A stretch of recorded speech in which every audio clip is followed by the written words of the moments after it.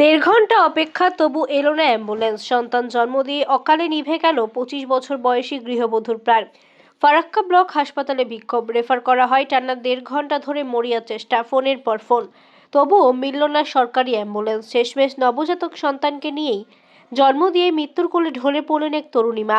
হৃদয় বিদারক ঘটনাকে কেন্দ্র করে তীব্র চাঞ্চল্য ছড়িয়েছে মুর্শিদাবাদের ফারাক্কার নবনির্মিত ব্লক প্রাথমিক হাসপাতালে। পরিবার সূত্রে জানা যায়, মৃত গৃহবধূর নাম জামিলা খাতুন, বাড়ি ফারাক্কার ইমাননগর এলাকায়। অভিযোগ, রবিবার সকালে প্রসব যন্ত্রণায় কাতর জামিলাকে ফারাক্কা ব্লক হাসপাতালে নিয়ে আসা হয়। আর সেখানে তিনি এক পুত্র সন্তানের জন্ম দেন, কিন্তু কিছুক্ষণের মধ্যেই তার শারীরিক অবস্থা আশঙ্কাজনক হয়ে ওঠে। হাসপাতালে চিকিৎসা দ্রুত তাকে জঙ্গিপুর সুপার স্পেশালিটি হাসপাতালে রেফার করে। এরপর শুরু হয় অপেক্ষা। একবার নয়, বারবার ফোন করা হয় 102 নম্বর সরকারি অ্যাম্বুলেন্স সার্ভিসে, তবুও দেড় ঘন্টা কেটে যায়, কিন্তু দেখা মেলেনি অ্যাম্বুলেন্স। অবশেষে দীর্ঘক্ষণ পর নিজেদের উদ্যোগেই অর্জুনপুর হাসপাতাল থেকে একটি অ্যাম্বুলেন্স নিয়ে এসে গৃহবধূকে জঙ্গিপুরে নিয়ে যাওয়ার চেষ্টা করা হয়, কিন্তু অসহায় পরিবারের চোখের সামনে মৃত্যু হয় জামিলা খাতুনের। সাধারণ মানুষের অভিযোগ, শুধুমাত্র ফারাক্কা ব্লক নয়, সর্বত্রই 102 নম্বর অ্যাম্বুলেন্সের গাফিলতির পরিলক্ষিত হচ্ছে। অবিলম্বে বিষয়টি স্বাস্থ্য দপ্তরকে গুরুত্ব সহকারে দেখার দাবি জানিয়েছে আমজনতা। হয়েছে বলতে আমার এটা বোন, কাকাতো বোন। আজকে ডেলিভারি বাচ্চা জন্ম দিতে যে হসপিটাল নিয়ে এসে মারা গেছে। তো মূল কারণটা হচ্ছে যে বাচ্চাটা হয়েছে সকাল 9টাতে, আমরা হসপিটাল নিয়ে এসেছিলাম। হসপিটাল এই যে ফারাক্কা ব্লক হসপিটাল দেখতে পাচ্ছেন, এই ব্লক হসপিটাল আমরা নিয়ে এসেছি। ডাক্তারবাবু দেখেছেন, ডাক্তারবাবুর সঙ্গে কথা বলে যেটা বুঝেছি যে পেশেন্ট আমার সুস্থ আছে।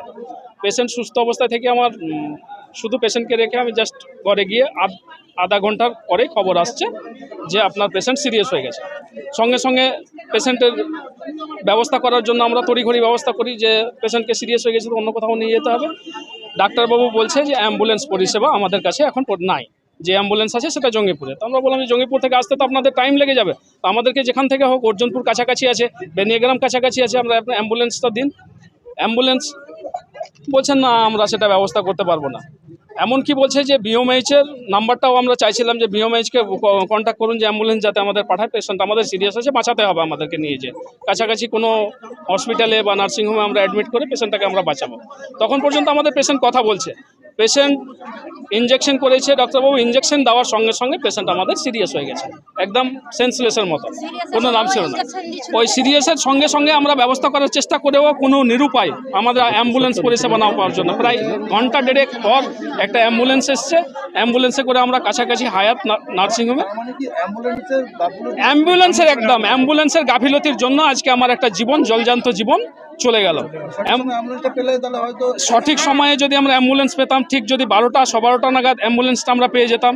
সেই অ্যাম্বুলেন্স আসছে আপনার 101টা 1:30টা নাগাদ। এই অ্যাম্বুলেন্স প্রায় 1 থেকে 1.5 ঘন্টা যে অ্যাম্বুলেন্সের ডেটে আসা, এই অ্যাম্বুলেন্সের পরিস্থিতির জন্য আমরা আজকে এই আমাদের থাকে এখানে ব্লক যে মারা গেছে আমার বোন, নাম হচ্ছে জামিলা খাতুন, ইমামনগর, দক্ষিণ ইমামনগর। হ্যাঁ, ঘটনাস্থলে আইসি স্যার এসছেন, আইসি স্যারের সঙ্গে কথা সমস্ত কিছু বললাম, বাকি সমস্ত পুলিশ অফিসাররা এসছেন। আমার নাম আনোয়ার আলী, আমার বোন। ডেলিভারি পেশেন্ট সকালে নিয়েছে, অ্যাডমিট করেছে 10টার পরে। তারপরে পেশেন্ট এখানে ডেলিভারি হয়েছে, বাচ্চা হয়েছে, ছেলে বাচ্চা হয়েছে। বাচ্চা হওয়ার পরে পেশেন্টের কন্ডিশন খারাপ হয়েছে, বিপি হাই হয়েছে, রেফার করেছে, অ্যাম্বুলেন্স নেই। বিএমএইচ সাহেবকে ফোন করা হয়েছে, মানে ওনার কোনো রেসপন্স নেই।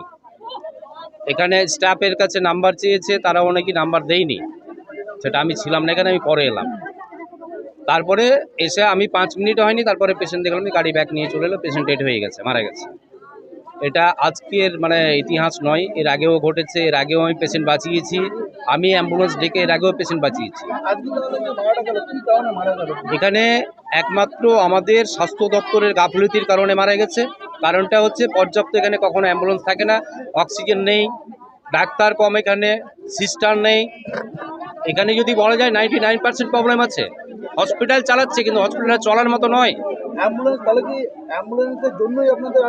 হ্যাঁ, অ্যাম্বুলেন্সের জন্যই মারা গেছে।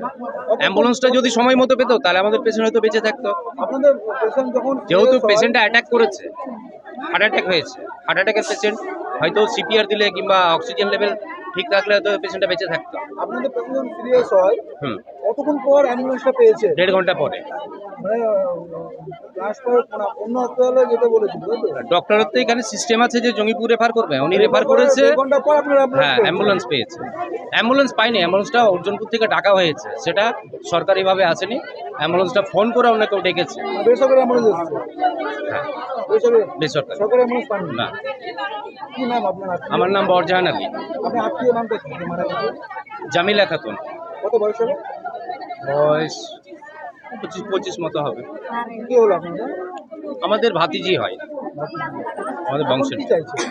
এখন আমরা চাইছি যে এর জন্য পর্যাপ্ত ব্যবস্থা আমার প্রশাসনের কাছে।